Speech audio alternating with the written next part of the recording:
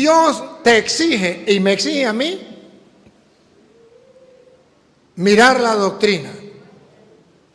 Y que usted y yo no podemos aceptar otras doctrinas.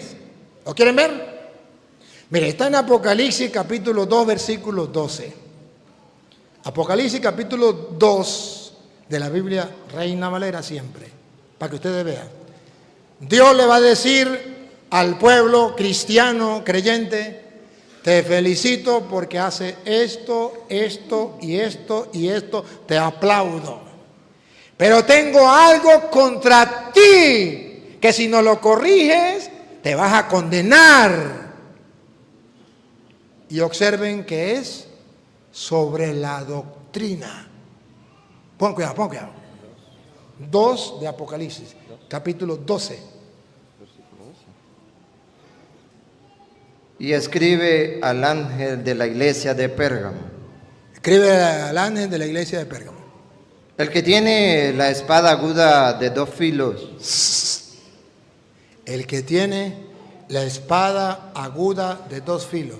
¿Cuál es, según la Biblia, la espada aguda de doble filo? La palabra de Dios está escrito en Hebreos 4:12. ¿Se acuerdan o no? Tarea para la casa, búsquenlo en Hebreos 4:12. La palabra de Dios es la espada de 2.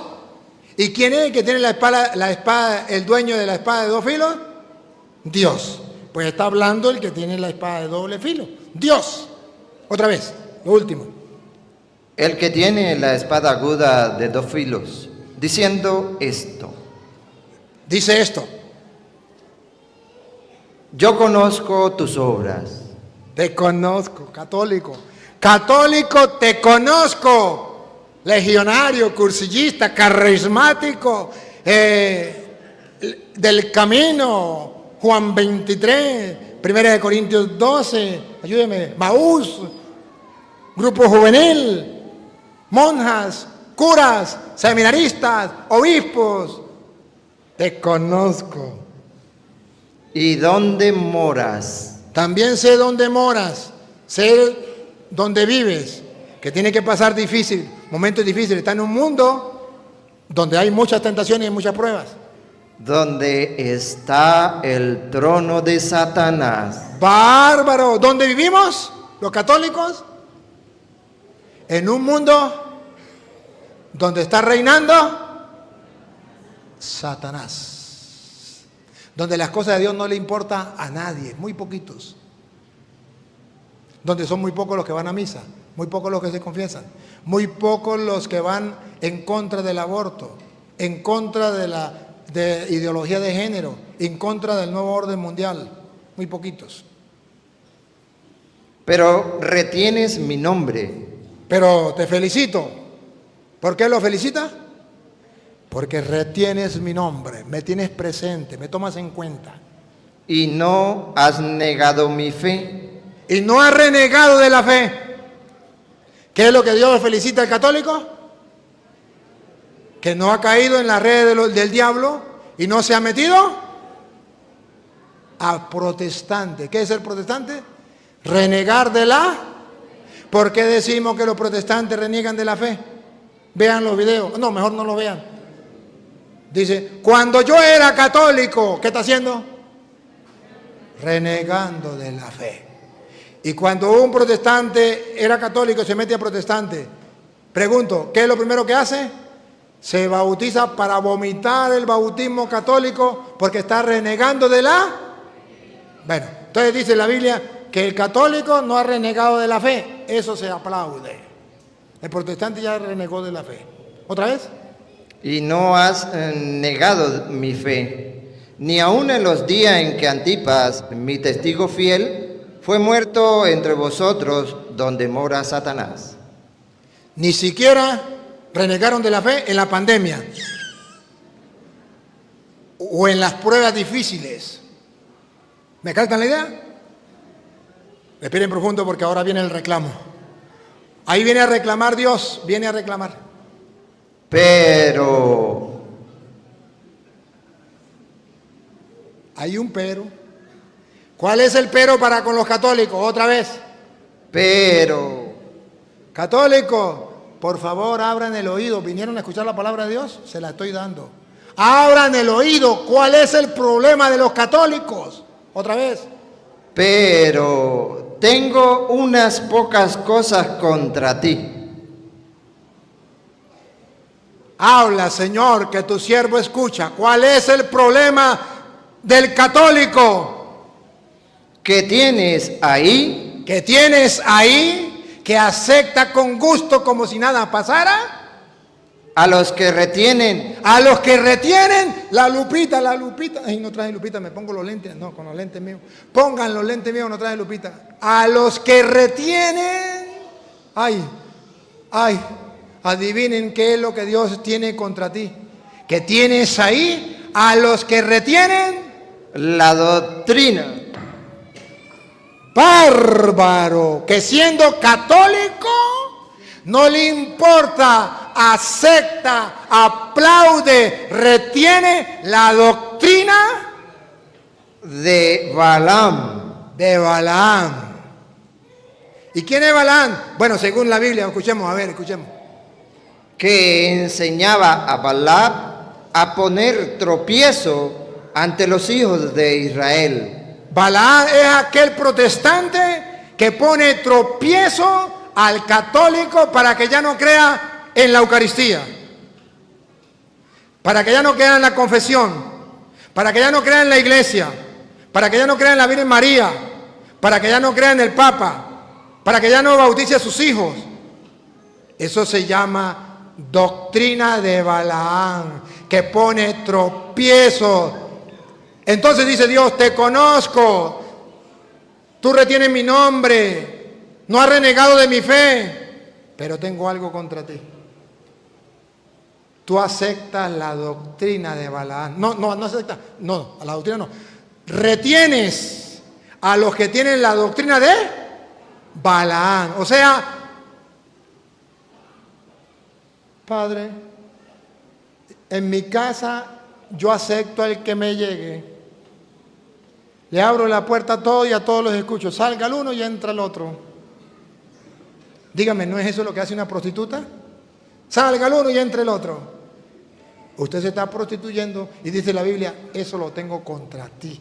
Que retienen la doctrina del Balaam, aquellos que ponen tropiezos a los cristianos para seguir a Dios. Pero los católicos no saben eso. No saben que Dios dice y está en la Biblia. Caramba, si no está en la Biblia no me crean, por favor. Pero estoy leyendo la Biblia Reina Valera.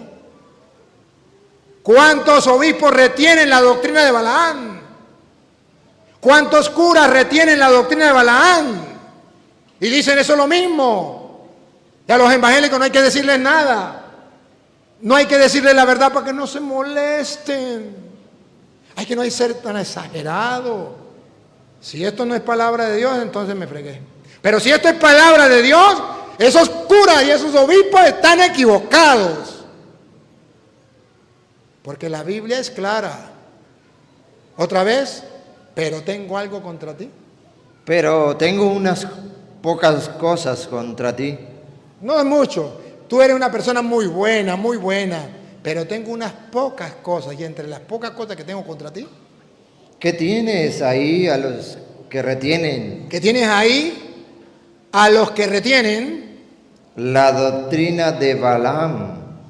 Usted no predica esa doctrina, pero le lleva la cuerda y dice que eso es lo mismo a los protestantes.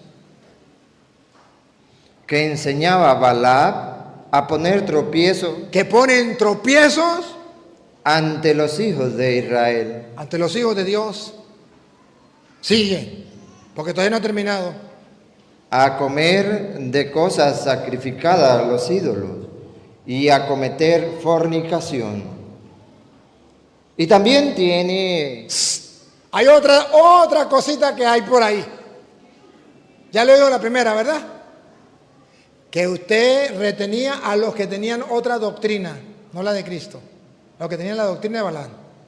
Vemos pues en esta noche el mensaje a la iglesia de Pérgamo, Apocalipsis 2 del 12 al 17. Comienza diciendo: esta carta escribe al ángel de la iglesia en Pérgamo, el que tiene la espada aguda de 2 filos, dice esto. En el griego existen dos palabras para espada.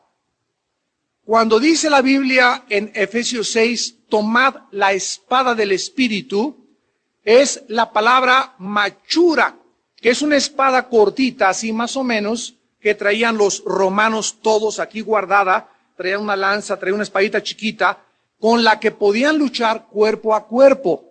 Pero había otra espada grande que usaban los caballeros del rey Arturo y que comenzaron a adquirir preponderancia y popularidad en Europa, y los romanos la comenzaron a adoptar, y era una espada aproximadamente como de 1,5 metros, 2 metros de largo, que en el griego es rompalia, una fabricada en Tracia, una espada larga. Cuando la Biblia dice en Hebreos 4:12, la palabra de Dios es viva y eficaz, y más cortante que toda rompalia. O sea, la palabra de Dios en Efesios 4:12, y aquí es una espada grande, y siempre se nos habla para juicio. Siempre se nos habla para juicio.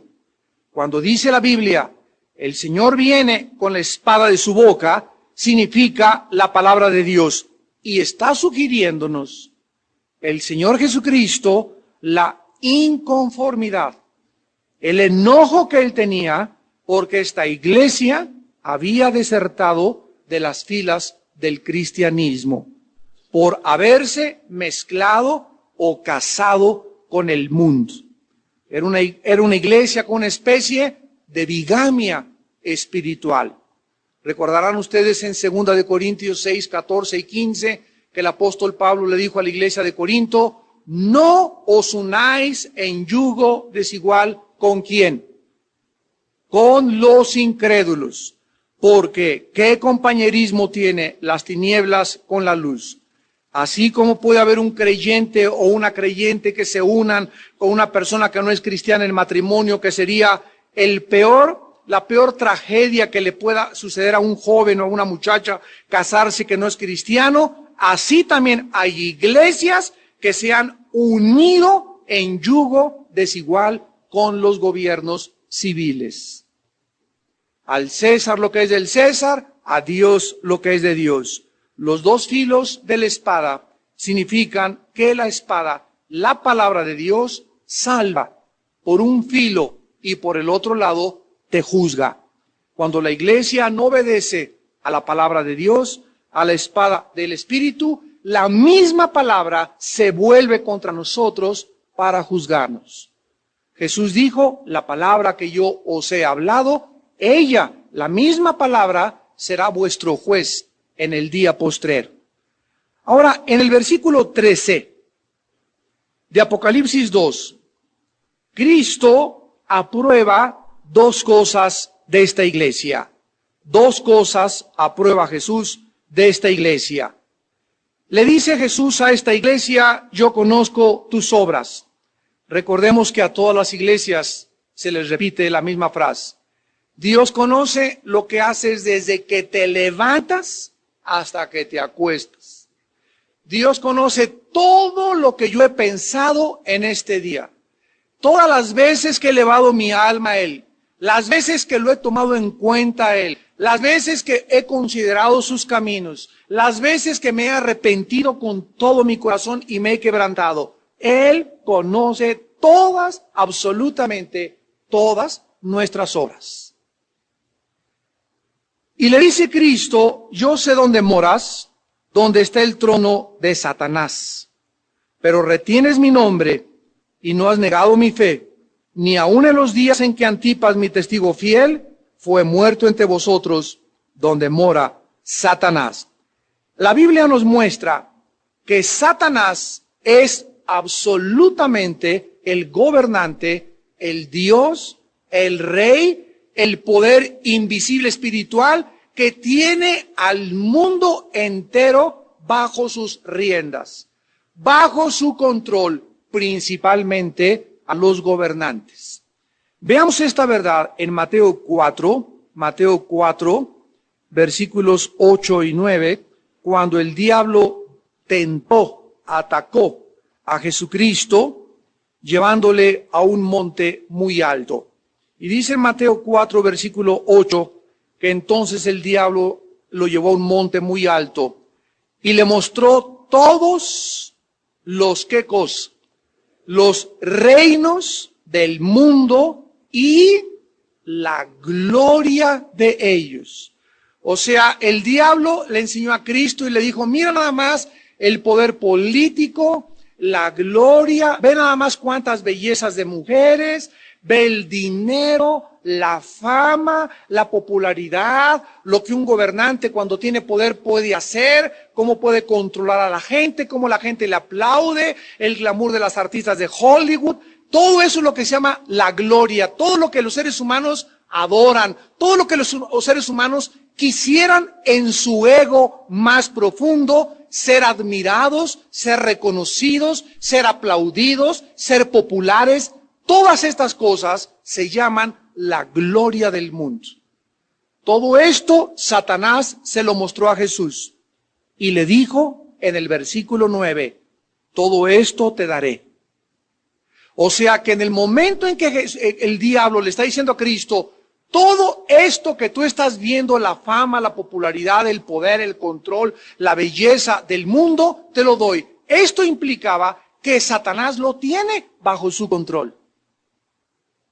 Y que a los cantantes, a los artistas que le venden su alma, él te hace famoso. Satanás tiene el poder de hacerte famoso y de darte, pues sí, es una muchacha guapísima y se casa con uno y siente que no es merecedora de eso y que quiere con otro. Y así vemos que las mujeres más bellas, ¿verdad? Se le llama la maldición de la belleza, la maldición de la guapura de muchos varones que se creen por bellos, por guapos, etcétera, etcétera. Llegan a los 35, 40 años de edad y comienza el diablo a cobrarles. Tu juventud se te fue, te pasaron tus mejores años, que fueron los años que la Biblia nos dice, acuérdate de tu Creador en los días de tu juventud, antes que vengan los días malos. Pero el joven es enfrentado a un ataque diabólico al entrar a los 13, 14 años de edad, en la juventud, donde se enfrenta con el mundo y que es bonito que te admiren y que si fuman todos yo voy a fumar y que el sexo es libre y puedo llegar a ser un artista de cine, puedo llegar a ser modelo, se meten con homosexuales, se meten con lesbianas y pueden caer en esa red que es la trampa más grande que existe en los días de la juventud.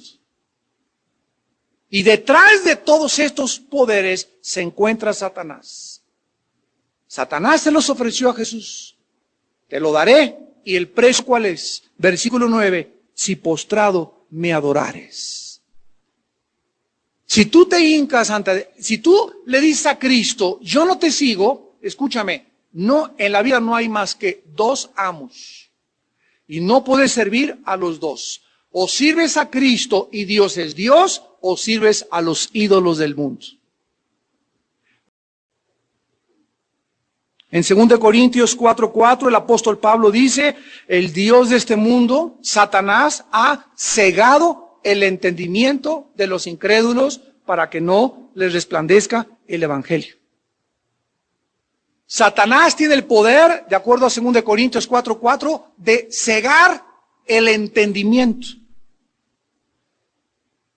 ¿No has visto a un pecador empedernido y terco qué difícil es hacerlo cambiar de proceder? Oye, pero si tú eres cristiano, pero ¿por qué estás haciendo eso? No es tan malo.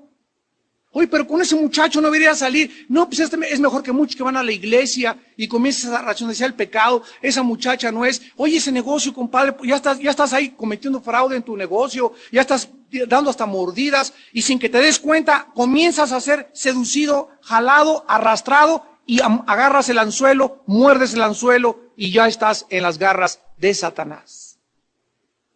El Dios de este siglo, Satanás, tiene el poder de cegar tu entendimiento para que no te resplandezca la verdad y la luz. Y dice en 1 Juan 5:19, el Dios de este mundo tiene bajo su control a todos los seres humanos. El mundo entero, dice 1 Juan 5:19, el mundo entero está bajo de el poder de Satanás. Ahora, esta referencia que se hace a Pérgamo, donde mora el trono de Satanás, era una referencia porque en esta ciudad abundaba la mundanalidad, la inmoralidad, los placeres, las filosofías y la cultura de este mundo. Estos cristianos de Pérgamo, era un grupito a quienes Cristo aprueba en la iglesia, rehusaron cada año decir César es el Señor, ni obedecer a la religión politeísta del Estado romano. Y esta fue la razón por la cual dice en el versículo 13, ni aun en los días en que Antipas, mi testigo fiel, fue muerto entre vosotros donde mora Satanás. Dice la historia que Antipas era un esclavo romano. Y en un año cuando tenían que postrarse ante el César los ciudadanos e ir a hacer el voto y decir César es el Señor, había miles en la plaza de Pérgamo de ciudadanos y un esclavo rehusó levantar la mano. Entonces el César desde lejos, que iba visitando las provincias romanas una vez al año, le mandó decir a un centurión, ve y dile a esa persona que si está ciega. Y si no está ciega, ¿por qué no levanta su mano y me jura lealtad? Entonces el centurión romano se acercó a Antipas, que era un esclavo, y le dijo a Antipas, ¿qué no sabes que el mundo entero está contra ti? Y Antipas le contestó y le dijo, ve y dile al César que si todo el mundo está contra mí, Antipas está contra todo el mundo. A este hombre lo agarraron ahí mismo y lo metieron en un barril de aceite hirviendo y lo quemaron vivo. Y Cristo le llama mi testigo fiel.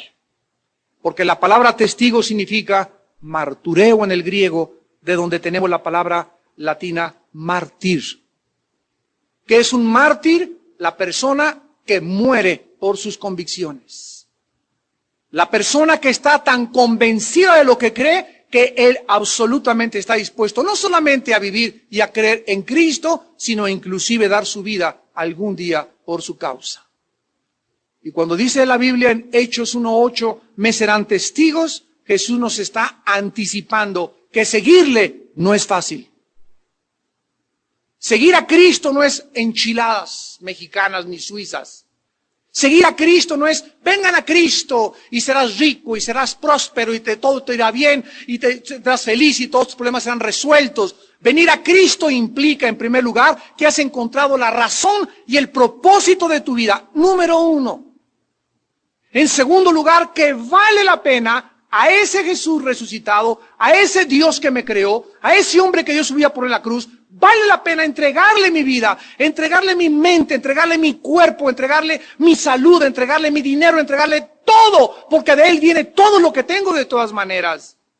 Y si el diablo llega y me dice, estás perdiendo tu vida entregándosela a Cristo, Jesús me contesta, si quieres salvar tu vida la vas a perder, pero si la pierdes por mi causa, la vas a salvar. Y tenemos continuamente esta ambivalencia de valores morales y de la ética. Por un lado Jesús dice, dame tu vida. Por el otro lado viene Satanás y te dice, mira lo que te ofrezco para que te diviertas, vive la vida intensamente, disfruta el sexo, disfruta el alcohol, disfruta todas las cosas, todo lo que está prohibido por Dios, yo te lo doy. Y si tú escuchas esa voz, te vas a dar cuenta al final de tu vida, la voz de Jesús que te va a decir, ¿de qué te sirvió ganar el mundo si perdiste tu alma? Es un pobre negocio cuando nosotros no valorizamos la corta vida que tenemos, a quién se la vamos a entregar. Dice la Biblia en Mateo capítulo 10, versículo 32 y 33, Jesús hablando de sus discípulos. Dice Mateo 10, 32 y 33. Cualquiera que me confiese delante de los hombres, yo también le confesaré delante de mi Padre que está en los cielos. Y a cualquiera que me niegue delante de los hombres, yo también le negaré delante de mi Padre que está en los cielos.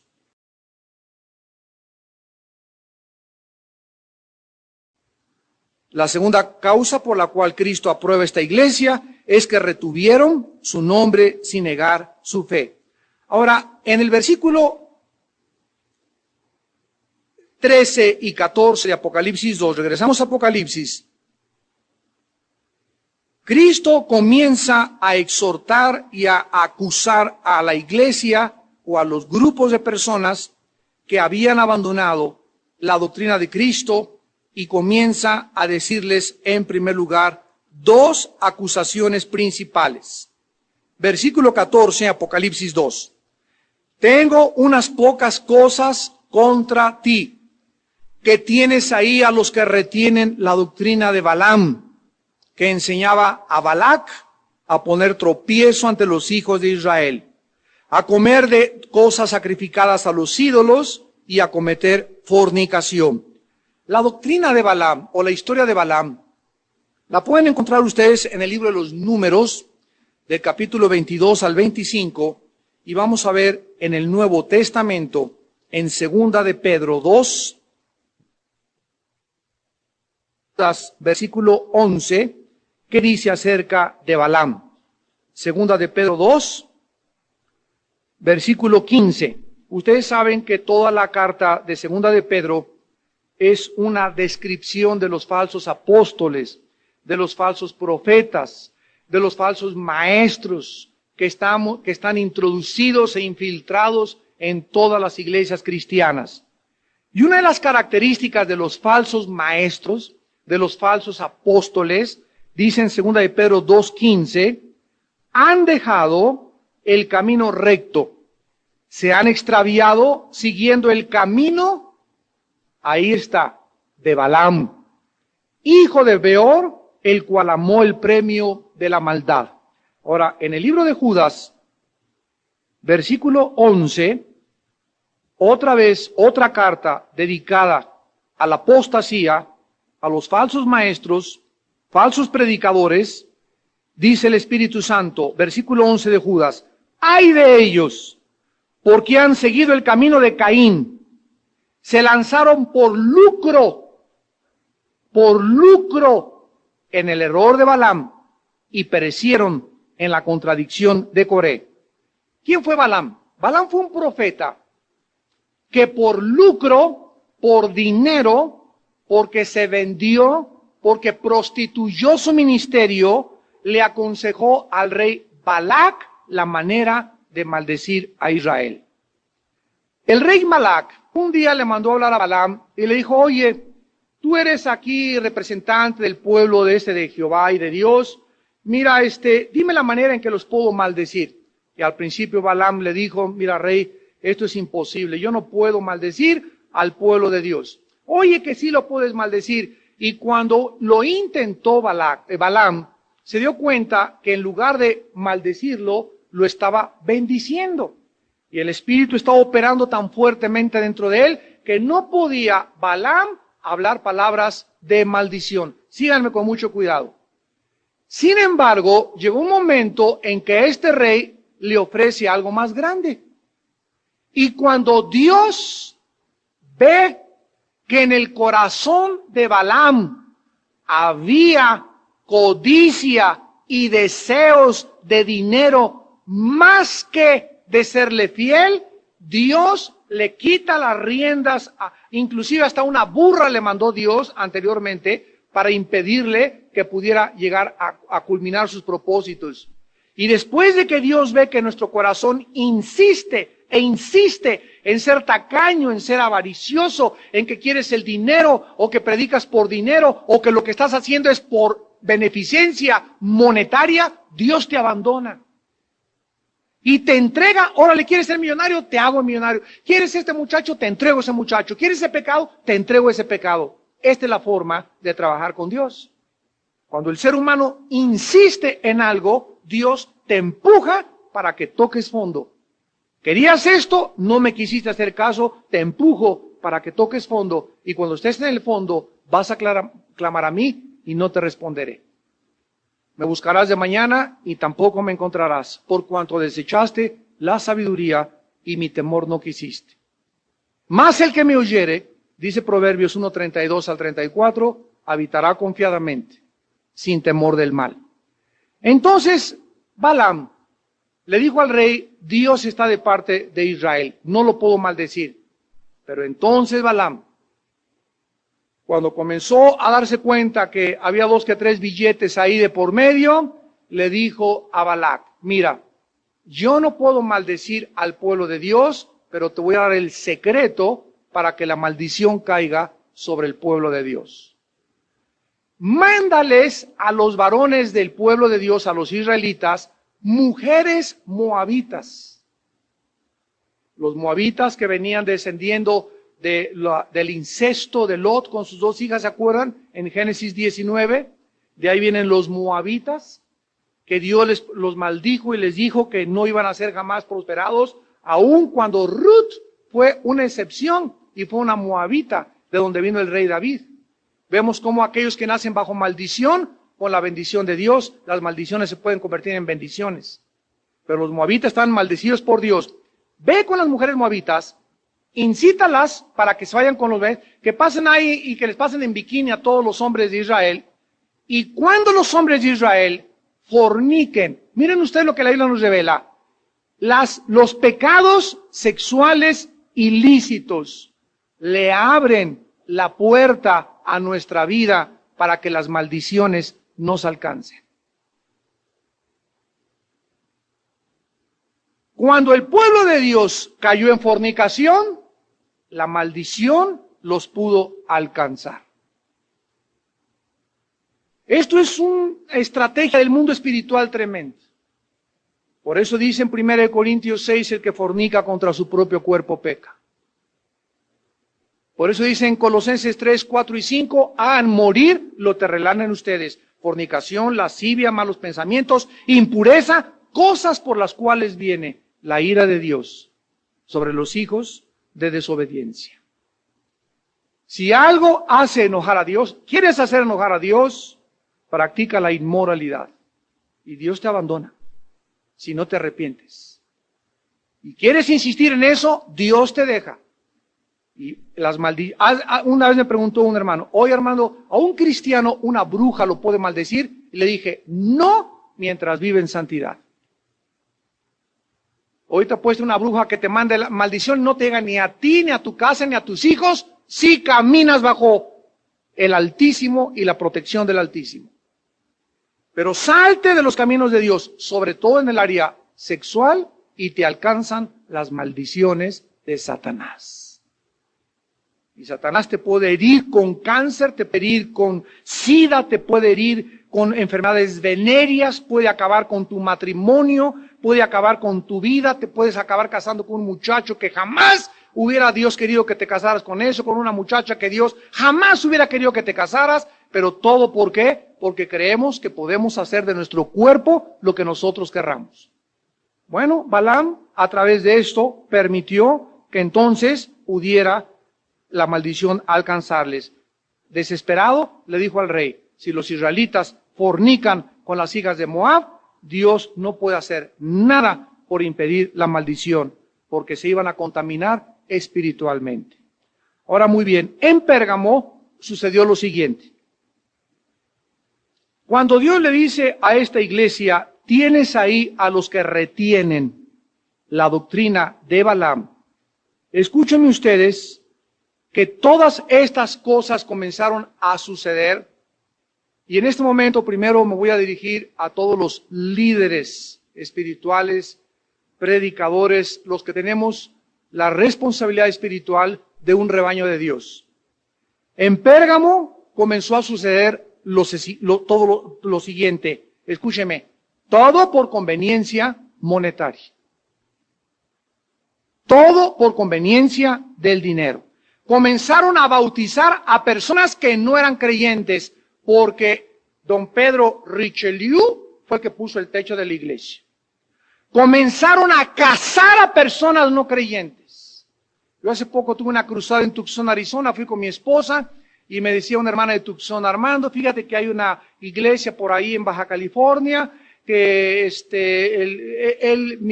una sobrina mía conoció un muchacho con el cristiano y el pastor no los quiso casar. Le dije, yo felicito a ese pastor. Me dice, pero se vinieron a Tucson y un pastor de Tucson los cansó. Le dije, ese pastor retiene y está enseñando la doctrina de Balaam en su iglesia. ¿Por qué? Porque yo no puedo casar a nadie ni bendecir a nadie ¿Cómo puedo bendecir un matrimonio cuando sé que él es hijo de los filisteos y ella es hija de Dios?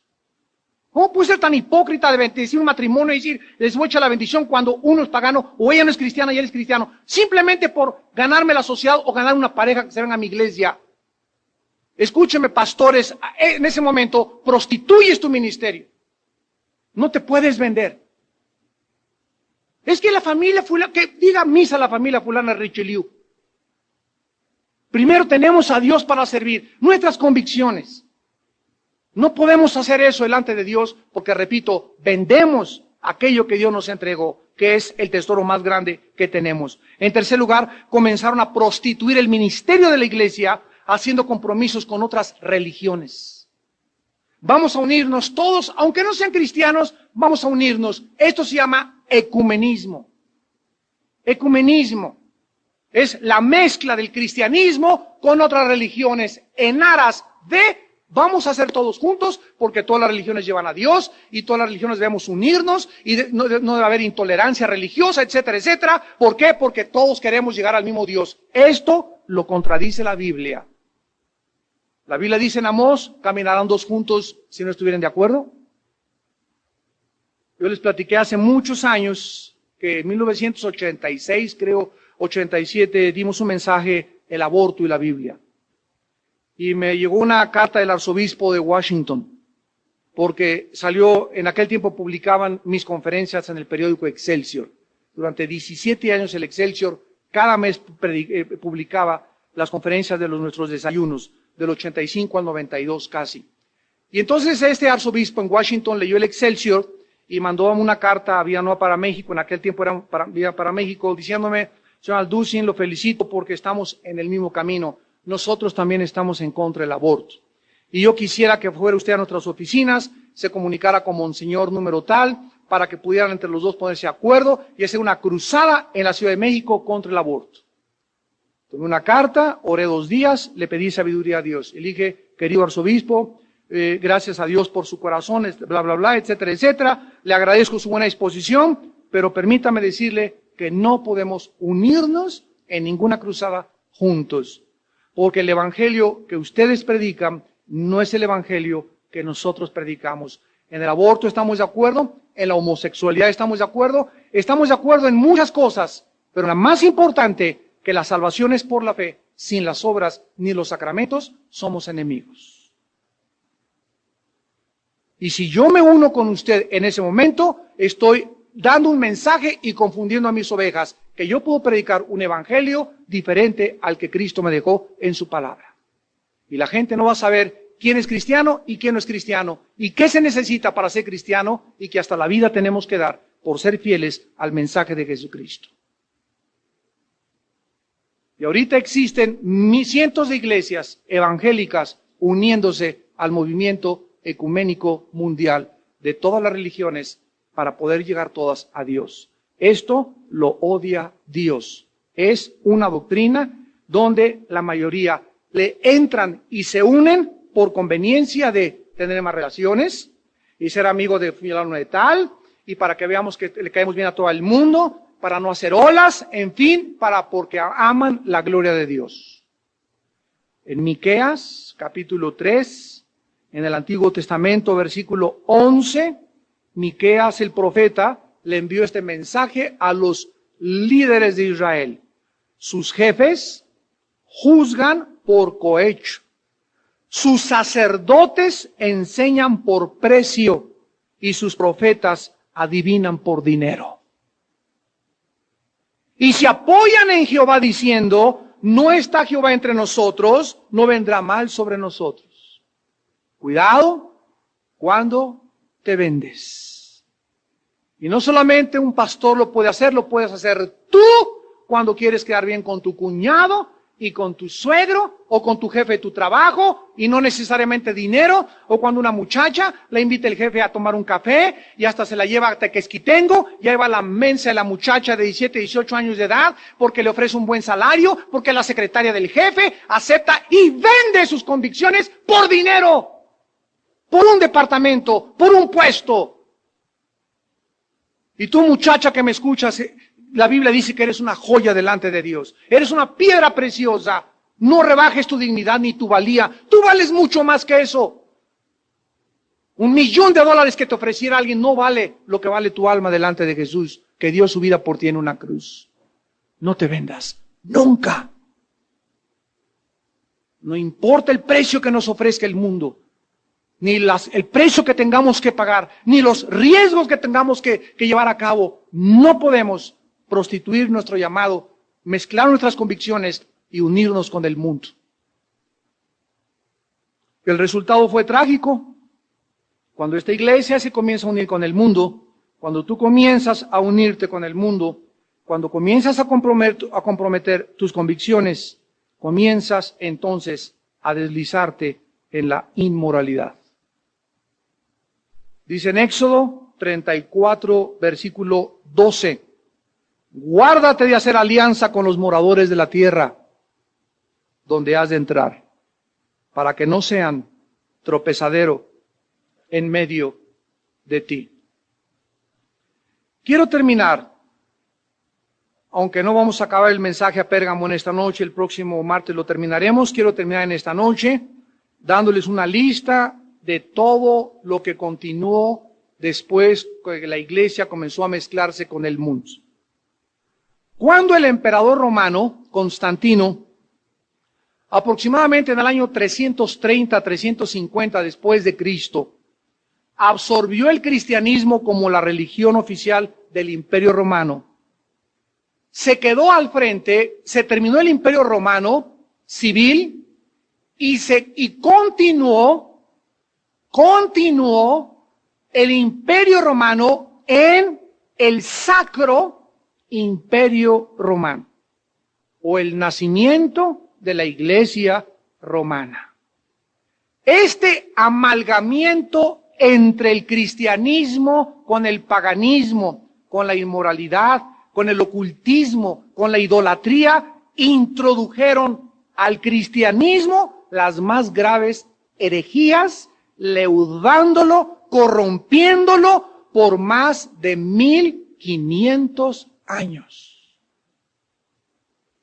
Del año 350 al año 1960, ¿cuánto es? Del año 350 al año 1960 del siglo XX, la Biblia fue prohibida por Roma.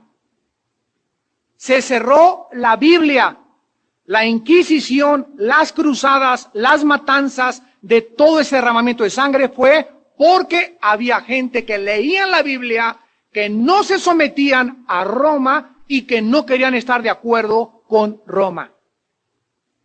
Cuando la Biblia se cierra, toma el lugar de la Biblia el hombre. Y el hombre introdujo las siguientes herejías. El primer culto a María como Madre de Dios se introdujo en el año 421 después de Cristo. María es madre de Jesús, hombre. Pero María no puede ser madre de Jesús, Dios. Jesús tenía dos naturalezas, la humana y la divina. Antes de que Jesús naciera en el vientre santo, porque fue una mujer linda y preciosa María, y los cristianos la respetamos y la honramos más que cualquier otra persona, pero su nombre no es Lupita, ni de la Macarena, ni de los Remedios, ni del lago, ni nada, ni es morena, ni es blanca, es María su nombre, no es Guadalupe, es María. Es el nombre que la Biblia le da. Y tenemos que respetar el nombre que Dios es, la Santa Madre de Jesús, la Virgen María. Pero Dios no quiere ni que la honremos como diosa, porque no es diosa, ni es la madre de Dios, porque si fuera la madre de Dios, entonces Dios ya no sería Dios, ella sería más grande que Dios porque ella fue la que lo engendró. Y si Dios es Dios, no puede ser engendrado. La palabra de Dios significa eterno, que no tiene principio ni fin. Entonces es cuestión de teología nada más, no es madre de Dios, es madre de Jesús, hombre, pero se introdujo como el culto y se le elevó a diosa. En el año 593 se introdujo el purgatorio, diciendo que cuando una persona se muere, tiene otra oportunidad en el purgatorio. Esa palabra no se encuentra ni siquiera en la Biblia. Donde podrían las almas que no tuvieron chance de arrepentirse, ahí cuando se les da ciertas misas, principalmente las misas gregorianas, sacarlas del purgatorio y poder presentarse delante de Dios después de años de purificación para que puedan limpiar sus almas. Esto es un invento que se introdujo cuando la Biblia se cerró. En tercer lugar, se introdujeron imágenes para que pudieran adorarse y reliquias. Se comenzaron a vender cruces, relicarios, rosarios, ungidos, bendecidos y se convirtieron en centros y objetos de adoración. En quinto lugar, se introdujo el celibato sacerdotal, la famosa película del Padre Amar. En el año 1074 después de Cristo, declaró Roma: todos los que quieran servir a Dios no se pueden casar y tienen que hacer voto, se llama de celibato sacerdotal. Porque comenzaron a enseñar que para poder servir a Dios, el sexo, aún en el matrimonio, era sucio. Y la Biblia nos dice en Hebreos 13:4 lo contrario: honroso sea el matrimonio sin mancilla, mas los adúlteros y fornicarios Dios los juzgará. Y comenzaron a entrar miles de hombres bien intencionados y miles de mujeres a los monasterios como monjitas. Hicieron cuenta, ¿verdad?, que no era eso, o sea, que tenían impulsos sexuales. ¿Y qué pasó? Comenzaron con homosexualismo. 3.500 sacerdotes en Estados Unidos en los últimos años han cometido el pecado de pederastia. 3.500 sacerdotes. Entre ellos, el mismo arzobispo de Washington lo cesaron finalmente porque él estaba enterado y no hizo nada al respecto. Entre los pastores se oye adulterio, pero yo hasta ahorita, gracias a Dios, no he encontrado un pastor que diga, que cayó en adulterio, pero que haya violado a un niño. ¿Por qué, verdad? Porque por lo menos tienen chance con las muchachas. Aunque también es pecado. Pero es mucho más grave violar a un niño, un infante, porque el trauma psicológico es 1000 veces más grande. Después comenzaron a introducirse el pago por las misas en el año 1100 después de Cristo. ¿Se quiere casar? Bueno, hay misa con flores, sin flores, con tapete blanco, sin tapete blanco. Si es gregoriana, le cuesta tanto. Si se murió el muertito, una misa especial, le cuesta tanto. Y comenzaron a cobrar por las misas. Después se introdujo en el año 1115 después de Cristo, que deberían las personas confesarse con un cura antes de ser perdonados por los pecados y tomar la hostia. Esto se llama confesión auricular. El Papa Juan XXIII en 1960, en el Segundo Concilio Vaticano, quitó todas estas cosas y la Iglesia romana se ha renovado poco a poco. Entonces ahora un católico puede llegar a tomar la comunión sin confesarse con un ser humano, porque lo quitaron en el Segundo Concilio Vaticano en 1961 por el Papa Juan XXIII. Se introdujo la venta de indulgencias. En 1525 llegó un monje llamado Juan Tetzel a Alemania y traía un cofre y pasó por el mercado de Alemania gritando: en el momento que usted aviente un chelín de oro y caiga en esta caja, 500 años menos en el purgatorio. Se llamaban bulas papales. Un monje llamado Martín Lutero, cuando escuchó esto, era monje ahí en Alemania, en un convento, comenzó a leer la Biblia. Nadie sabe de dónde salió esa Biblia, gracias a Dios. La comenzó a leer y leyó en Romanos 1:17, el justo por la fe vivirá, y comenzó a horrorizarse que estaban vendiendo la salvación. En 1215 después de Cristo se introdujo la herejía de la transubstanciación como un artículo de fe. Que cuando un cura entra a la misa y toma una hostia, él tiene poderes mágicos de convertir en ese momento la hostia y el vino en el cuerpo y en la sangre de Jesucristo. Y la Biblia enseña que cuando nosotros tomamos la Santa Cena, no estamos tomando el cuerpo de Cristo porque Él lo tenemos y jamás, Efesios 1, 13 y 14, hemos sido sellados con Él hasta el día de nuestra muerte. Y no se sale de Cristo de lunes a viernes y se vuelve a meter el domingo. Introdujeron que cuando tú tomabas esto, te entraba Cristo. Y repito, se sale en 3 semanas y se tiene que volver a meterte cada vez que tomas esto. Sin embargo, esto no es lo que enseña la Biblia. Al tomar el pan, estamos recordando, no estamos comiendo a Cristo, no está Cristo entrando a nosotros, Él entra una vez para siempre, repito, estamos recordando su muerte, sepultura y resurrección y su segunda venida. 1229 después de Cristo se prohíbe leer la Biblia, bajo pena de excomunión. 1303 después de Cristo se declara que solo la Iglesia católica, apostólica y romana es la verdadera y que fuera de ella no hay salvación. Que fuera de ella, de la Iglesia, no de Cristo, de la Iglesia no hay salvación y es la única Iglesia verdadera. 1415 después de Cristo se ordena que solo los sacerdotes ordenados pueden oficiar la misa exclusivamente en latín. 1439 después de Cristo se declaran para la salvación como artículo de fe los 7 sacramentos y la doctrina del purgatorio. 1546 después de Cristo se establece como artículo de fe en Roma que las tradiciones tienen la misma autoridad que las Sagradas Escrituras. 1562 se declara que la misa es un sacrificio propiciatorio por los vivos y por los muertos. Yo le he preguntado a muchos amigos católicos que tengo sinceros, ¿verdad? La mayor parte de los católicos son sinceros porque ignoran esto.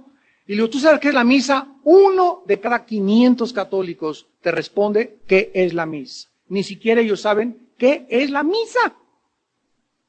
Y la misa es, de acuerdo al Concilio de Trento, la repetición del sacrificio de Jesús por los vivos y los muertos. O sea que cuando el cura entra y eleva la hostia, dice en latín, Idreum culetifica juventutem meam, me introduzco al altar, lo digo en latín porque yo aprendí latín y fui acólito.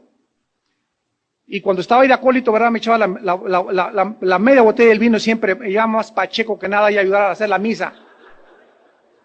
Y se levanta y se dice, me introduzco, dice el cura, me introduzco al altar de Dios a ofrecer sacrificio por los vivos y los muertos.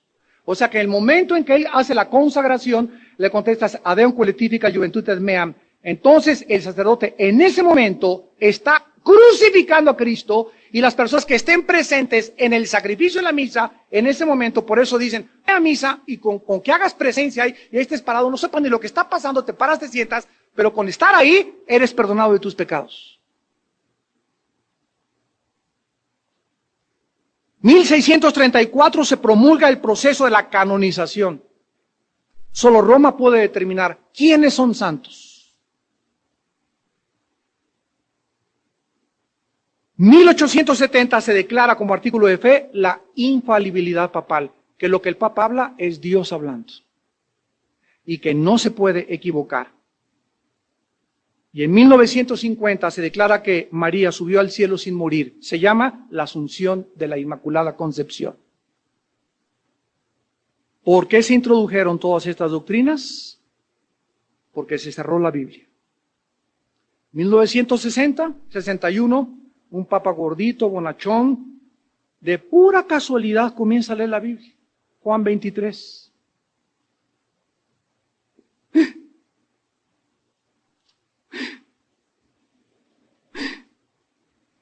Y al leerla comienza a asustarse y decir, Dios mío, tengo 2 opciones, dice Juan 23, en el Segundo Concilio Vaticano. Una, o esto es la autoridad y la verdad de Dios, o todas estas cosas que nosotros inventamos tienen la misma autoridad que las Sagradas Escrituras. Y Juan 23 escoge darle a la Biblia la autoridad y manda un decreto en 1961 para que quiten las imágenes, para que quiten la confesión auricular, para que ya no se haga en latín la misa, para que haya cantos dentro de las misas, ya también igual que las iglesias evangélicas, y comienzan a cambiar muchas cosas de lo que hay muchos pueblitos que les quitan las imágenes y te linchan. Pero ya está por decreto que no haya imágenes en las iglesias. En fin, ahí comienza lo que se llamó la renovación de la Iglesia Católica, que ha tenido grandes avances, pero lo que no han quitado ni quitarán jamás será el sacrificio de la misa, porque es la piedra y el fundamento de Roma, y tampoco han quitado que solo en Cristo hay salvación. Cuando la Iglesia se mezcla con el mundo, el Vaticano es la única religión en el mundo que tiene una representatividad en el Consejo de Seguridad de las Naciones Unidas. El Vaticano es la única religión en el mundo que tiene personas que manda como embajadores. En cada país hay un representante o un embajador del Vaticano diplomáticamente ante los gobiernos. Ni los musulmanes, ni los judíos, ni los budistas, ninguna otra religión en el mundo hace esto. El Vaticano es la única religión que tiene un banco, que tiene una ciudad que es un estado dentro del mismo país de Roma, y donde tienen un gobierno autónomo que no depende del gobierno de Italia. El Papa es el presidente del gobierno civil y espiritual del Vaticano y del mundo romano. En esta noche, con todo mi corazón y con la compasión de la misericordia que Dios nos da, les pido a todos ustedes que han escuchado por primera vez estas verdades que no se pueden esconder. No podemos nada contra la verdad, sino por la verdad. Por predicar estas verdades, Zwinglio, Lutero, Juan Hus, Petrarca, Savonarola, grandes hombres misioneros, fueron crucificados, muertos, y la semilla de los mártires es lo que pavimentó el camino de la iglesia cristiana. ¿Qué es un cristiano? Aquella persona que conoce la palabra, que está lleno del Señor, del Espíritu Santo, y sale al mundo a proclamar este mensaje: arrepiéntanse. Y cuando tú predicas la Biblia, levantas la antorcha y levantas la luz. ¿Por qué? Porque fuimos enviados a alumbrar. Y en este momento, cientos y miles de ustedes que nos están escuchando también por la televisión y que están siendo alumbrados, al principio esto es un shock traumático. Nunca te esperaste que fuera esta cosa tan directa a tu vida, pero así está la salvación de tu alma de por medio. Yo te pido en esta mañana que le creas a Jesús